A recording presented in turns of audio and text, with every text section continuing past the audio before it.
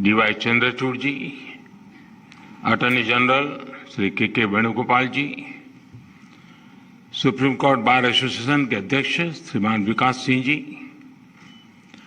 और देश के न्याय व्यवस्था से जुड़े देवियों और सज्जनों,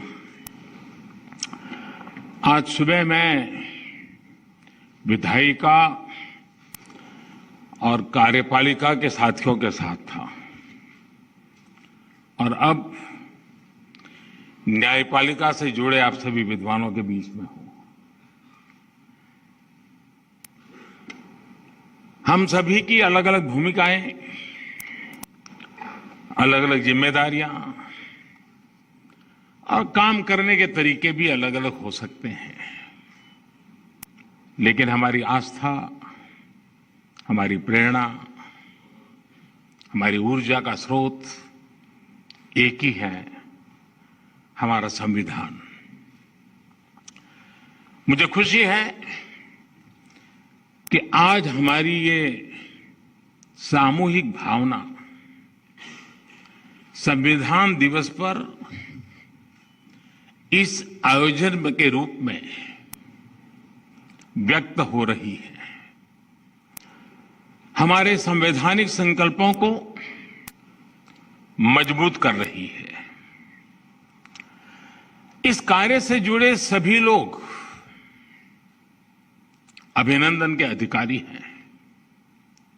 माननीय, आजादी के लिए जीने मरने वाले लोगों ने जो सपने देखे थे, उन सपनों के प्रकाश में और हजारों साल की भारत की महान परंपरा को संजोए हुए हमारे संविधान निर्माताओं ने हमें संविधान दिया। सैकड़ों वर्षों की गुलामी ने भारत को अनेक मुसीबतों में झोंक दिया था। किसी युग में सोने की चिड़िया कहा जाने वाला भारत गरीबी, भूखमरी, बीमारी से जूझ रहा था। इस पृष्ठभूमि में देश को आगे बढ़ाने में संविधान हमेशा हमारी मदद करता रहा है।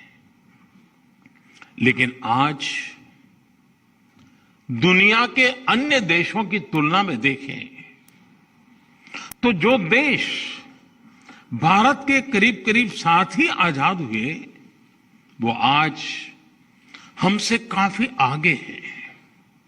यानी अभी बहुत कुछ किया जाना बाकी है।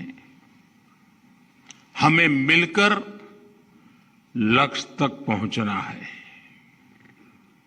हम सभी जानते हैं हमारे संविधान में इंक्लूजन पर कितना जोर दिया गया है, लेकिन यह भी सच्चाई रही है कि आजादी के इतने दशकों के बाद भी बड़ी संख्या में देश के लोग एक्सक्लूजन को भोगने के लिए मजबूर रहे हैं। वो करोड़ों लोग जिनके घरों में शौचालय तक नहीं था, वो करोड़ों लोग जो बिजली के अभाव में अंधेरे में अपनी जिंदगी बिता रहे थे, वो करोड़ों लोग जीवन का सबसे बड़ा संघर्ष घर के लिए थोड़ा सा पानी जुटाना था। उनकी तकलीफ, उनका दर्द समझकर उनका जीवन आसान बनाने के लिए खुद को खपा देना मैं संविधान का असली सम्मान मानता हूं। और इसलिए आज मुझे संतोष है कि देश में संविधान की इस मूल भावना के अनुरूप एक्सक्लूजन को इंक्लूजन में बदलने का भगीरथ अभियान तेजी से चल रहा है। और इसका जो सबसे बड़ा लाभ क्या हुआ है, ये भी हमें समझना होगा। जिन 2 करोड़ से अधिक गरीबों को आज अपना पक्का घर मिला है, जिन 8 करोड़ से अधिक गरीब परिवारों को उज्ज्वला योजना के तहत मुफ्त गैस कनेक्शन मिला है, जिन 50 करोड़ से अधिक गरीबों को बड़े से बड़े अस्पताल में 5 लाख रुपए तक का मुफ्त इलाज सुनिश्चित हुआ है, जिन करोड़ों गरीबों की पहली बार बीमा और पेंशन जैसी बुनियादी सुविधाएं मिली है, उन गरीबों के जीवन की बहुत बड़ी चिंता कम हुई है। ये योजनाएं उनके लिए बड़ा संबल बनी है। इसी कोरोना काल में पिछले कई महीनों से 80 करोड़ से अधिक लोगों को मुफ्त अनाज सुनिश्चित किया जा रहा है। प्रधानमंत्री गरीब कल्याण अन्न योजना पर सरकार 2,60,000 करोड़ रुपए से अधिक खर्च करके गरीबों को मुफ्त अनाज दे रही है। अभी कल ही हमने इस योजना को अगले मार्च महीने तक के लिए बढ़ा दिया है। हमारे जो डायरेक्टिव प्रिंसिपल्स हैं वो कहते हैं citizens, man and women equally have the right to an adequate means of livelihood. वो इसी भावना का ही तो प्रतिबिंब है। आप सभी ये मानेंगे कि जब देश का सामान्य मानवी, देश का गरीब विकास की मुख्य धारा से जुड़ता है, जब उसे इक्वलिटी और इक्वल अपॉर्चुनिटी मिलती है, तो उसकी दुनिया पूरी तरह बदल जाती है। जब रेहड़ी, ठेले, पटरी वाले भी बैंक क्रेडिट की व्यवस्था से जुड़ता है, तो उसको राष्ट्र निर्माण में भागीदारी का एहसास होता है। जब दिव्यांगों को उनको ध्यान में रखते हुए पब्लिक प्लेसेस, पब्लिक ट्रांसपोर्ट और दूसरी सुविधाओं का निर्माण होता है, जब उन्हें आजादी के 70 साल बाद पहली बार कॉमन साइन लैंग्वेज मिलती है, तो उनमें आत्मविश्वास जगता है। जब ट्रांसजेंडर को कानूनी संरक्षण मिलता है, ट्रांसजेंडर को पद्म पुरस्कार मिलते हैं, तो उनकी भी समाज पर, संविधान पर आस्था और मजबूत होती है। जब 3 तलाक जैसी कुरीति के विरुद्ध कड़ा कानून बनता है, तो उन बहन बेटियों का संविधान पर भरोसा और सशक्त होता है, जो हर तरह से नाउम्मीद हो चुकी थी।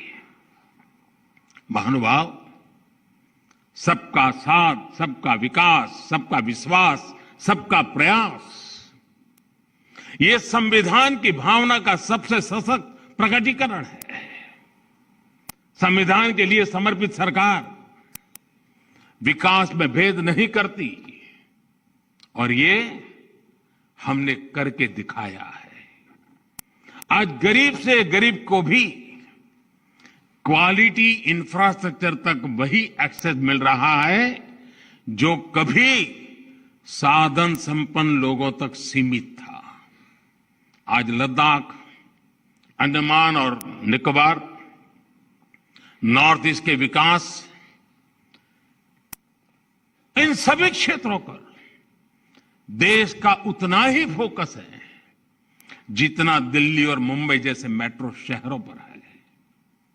लेकिन इन सब के बीच मैं एक और बात की तरफ आपका ध्यान दिलाऊंगा।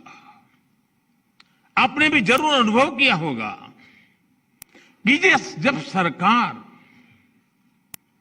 किसी एक वर्ग के लिए, किसी एक छोटे से टुकड़े के लिए कुछ करती है, तो बड़ी उदारवादी कहलाती है। उसकी बड़ी प्रशंसा होती है कि उनके लिए कुछ किया। लेकिन मैं हैरान हूं, कभी कभी हम देखते हैं कोई सरकार एकाध राज्य के लिए कुछ कर ले, कुछ राज्य की भलाई का कोई काम कर दे, तो भी वाहवाही हो जाती है। लेकिन जब सरकार सबके लिए करती है, हर नागरिक के लिए करती हैं, हर राज्य के लिए करती हैं, तो उसे उतना महत्व नहीं दिया जाता जिसका कभी कभी उसका जिक्र तक नहीं होता है। सरकार की योजनाओं से कैसे हर वर्ग का, हर राज्य का समान रूप से भला हो रहा है, इस पर उतना ध्यान नहीं दिया जाता है। पिछले 7 वर्षों में हमने बिना भेदभाव के, बिना पक्षपात के विकास के हर व्यक्ति, हर वर्ग और देश के हर कोने तक पहुंचाने का प्रयास किया है। इस साल 15 अगस्त को मैंने गरीब कल्याण से जुड़ी योजनाओं के सैचुरेशन की बात कही और इसके लिए हम मिशन मोड पर जुटे भी हैं। सर्वजन हिताय, सर्वजन सुखाय, इस मंत्र को लेकर के कार्य करने का हमारा प्रयास है। आज इससे देश की तस्वीर कैसे बदली है, ये हमें हाल के national family health survey report में भी दिखाई देता है। इस रिपोर्ट के बहुत से तथ्य इस बात को सिद्ध करते हैं कि जब नेक नियत के साथ काम किया जाए, सही दिशा में आगे बढ़ा जाए और सारी शक्ति जुटाकर लक्ष्य को प्राप्त करने का प्रयास किया जाए तो सुखद परिणाम अवश्य आते हैं। जेंडर इक्वालिटी की बात करें तो पुरुषों की तुलना में बेटियों की संख्या बढ़ रही है। गर्भवती महिलाओं को अस्पताल में डिलीवरी की ज्यादा अवसर उपलब्ध हो रहे हैं। इस वजह से माता मृत्यु दर, शिशु मृत्यु दर पर कम हो रही है।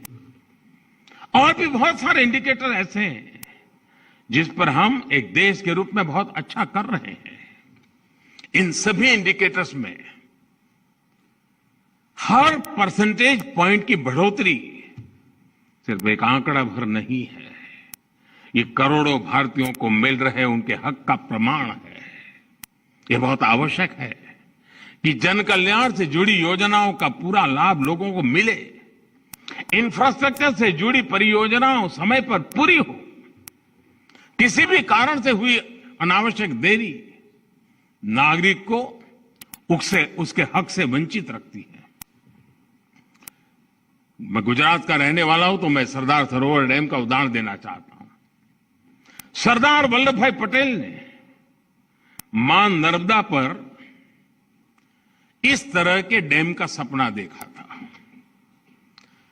पंडित नेहरू ने इसका शिलान्यास किया था, लेकिन ये परियोजना दशकों तक अपप्रचार में फंसी रही, पर्यावरण के नाम पर चले आंदोलन में फंसी रही, न्यायालय तक इसमें निर्णय लेने में हिचकिचाते रहे।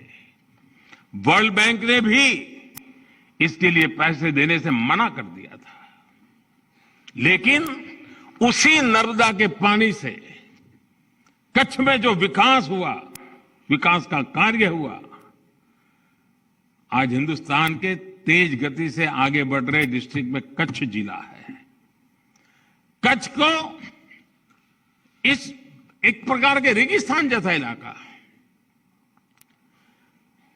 तेज गति से विकसित होने वाले क्षेत्रों में उसकी जगह बन गई है। कभी रेगिस्तान के रूप में जाने जाने वाला कच्छ, पलायन के लिए पहचान जाने वाला कच्छ, आज एग्रो एक्सपोर्ट की वजह से अपनी पहचान बना रहा है। इससे बड़ा ग्रीन अवार्ड और क्या हो सकता है? माननीय भारत के लिए और विश्व के अनेक देशों के लिए, हमारी अनेक पीढ़ियों के लिए उपनिवेशवाद, कॉलोनियलिज्म, उपनिवेशवाद की बेड़ियों में जकड़े हुए जीना एक मजबूरी थी। भारत की आजादी के समय से पूरे विश्व में एक पोस्ट कॉलोनियल कालखंड की शुरुआत हुई, अनेकों देश आजाद हुए। आज पूरे विश्व में कोई भी ऐसा देश नहीं है जो प्रकट रूप से किसी अन्य देश के उपनिवेश के रूप में एग्जिस्ट करता है। लेकिन इसका मतलब यह नहीं है कि उपनिवेशवादी मानसिकता, कॉलोनियल माइंडसेट समाप्त हो गया है। हम देख रहे हैं कि यह मानसिकता अनेक विकृतियों को जन्म दे रही है। इसका सबसे स्पष्ट उदाहरण हमें विकासशील देशों की विकास यात्राओं में आ रही बाधाओं में दिखाई देता है। जिन साधनों से, जिन मार्गों पर चलते हुए विकसित विश्व आज के मुकाम पर पहुंचा है, आज वही साधन, वही मार्ग विकासशील देशों के लिए बंद करने के लिए प्रयास किए जाते हैं। पिछले दशकों में इसके लिए अलग अलग प्रकार की शब्दावली का जाल रचाया जाता है, लेकिन उद्देश्य एक ही रहा है, विकासशील देशों की प्रगति को रोकना।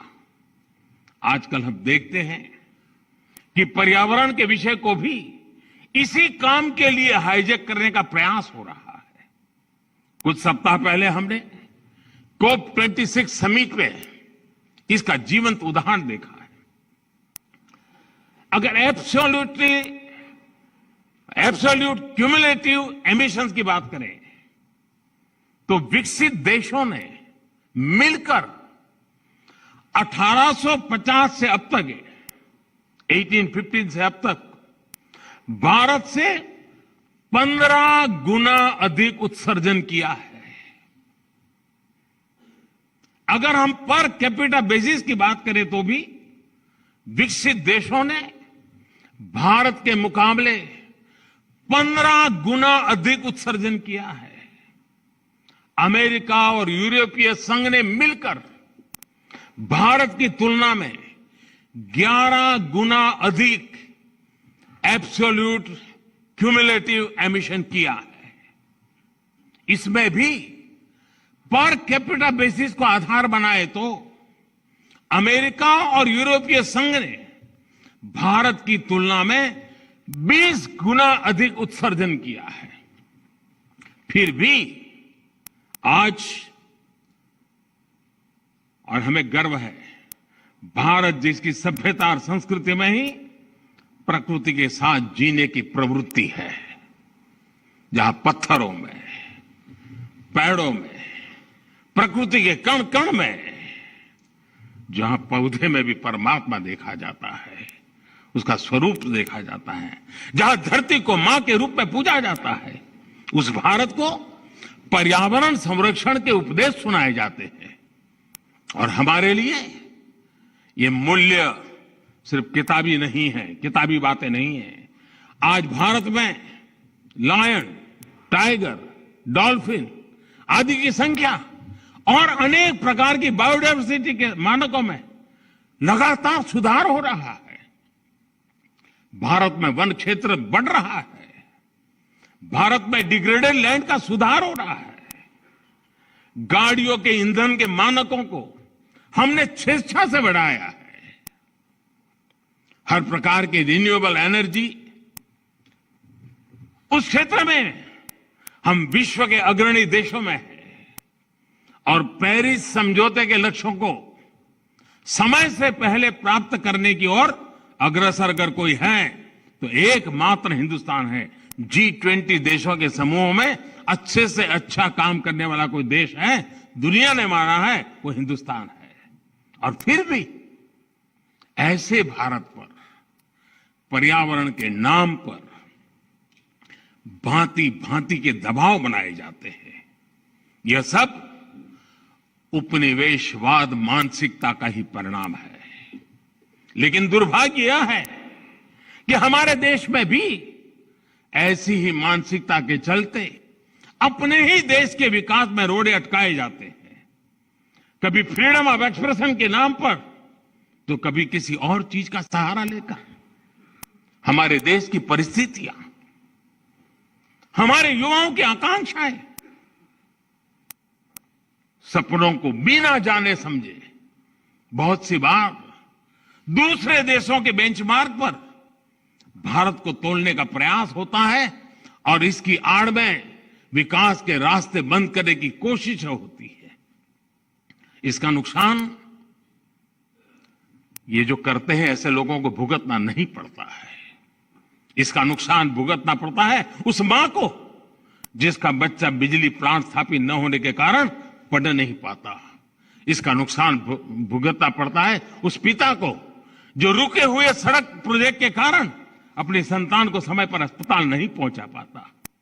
इसका नुकसान भुगतना पड़ता है उस मध्यम वर्गीय परिवार को जिसके लिए आधुनिक जीवन की सुविधाएं पर्यावरण के नाम पर उसकी आमदनी से बाहर पहुंचा दी गई। इस कॉलोनियल माइंडसेट की वजह से भारत जैसे देश में, विकास के लिए प्रयास कर रहे देश में करोड़ों आशाएं टूटती हैं, आकांक्षाएं दम तोड़ती हैं। आजादी के आंदोलन में जो संकल्प शक्ति पैदा हुई उसे और अधिक मजबूत करने में ये कॉलोनियल माइंडसेट बहुत बड़ी बाधा है। हमें इसे दूर करना ही होगा और इसके लिए हमारी सबसे बड़ी शक्ति, हमारा सबसे बड़ा प्रेरणा स्रोत हमारा संविधान ही है।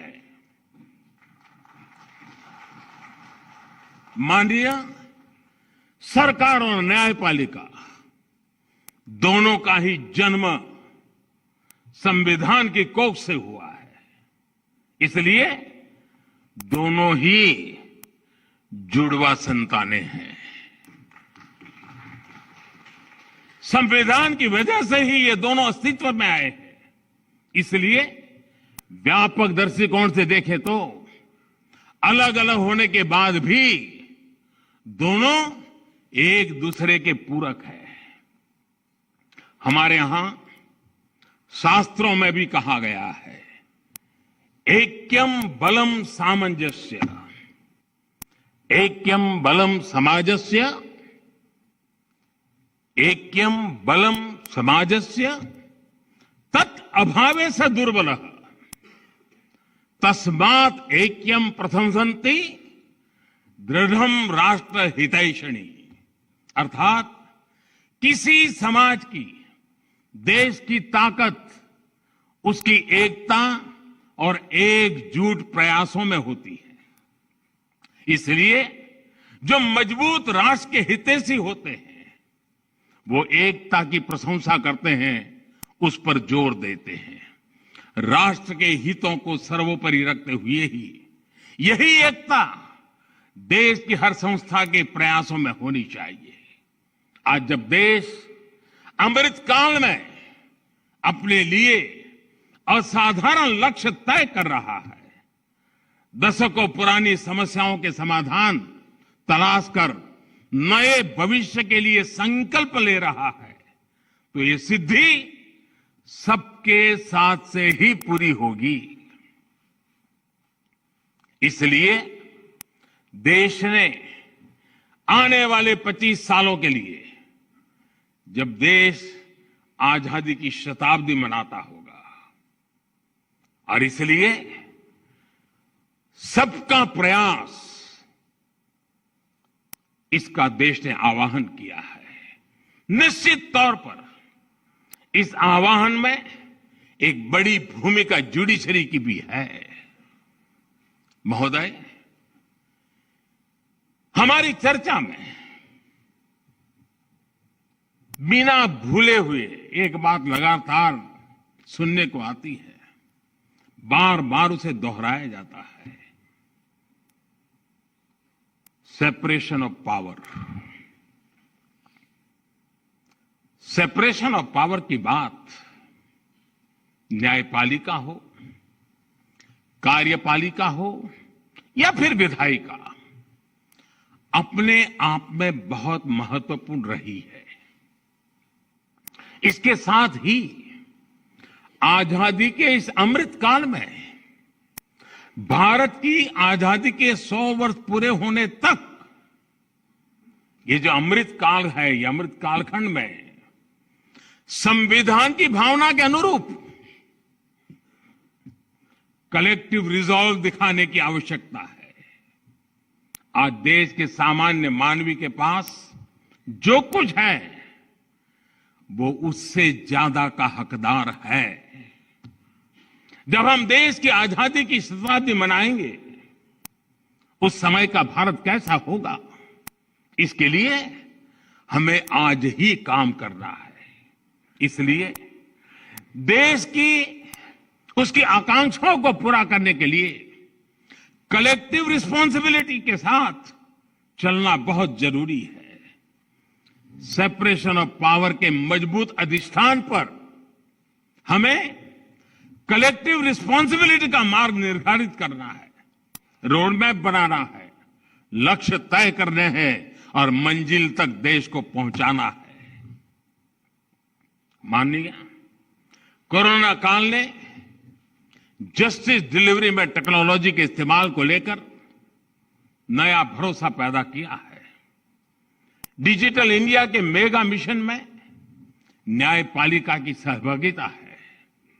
18,000 से ज्यादा कोर्ट्स का कंप्यूटराइज होना, 98% कोर्ट कॉम्प्लेक्स का वाइड एरिया नेटवर्क से जुड़ जाना, रियल टाइम में जुडिशियल डेटा ट्रांसमिशन के लिए नेशनल जुडिशियल डेटा ग्रिड का फंक्शनल होना, ई कोर्ट प्लेटफॉर्म का लाखों लोगों तक पहुंचना, ये बताता है कि आज टेक्नोलॉजी हमारे जस्टिस सिस्टम की कितनी बड़ी ताकत बन चुकी है।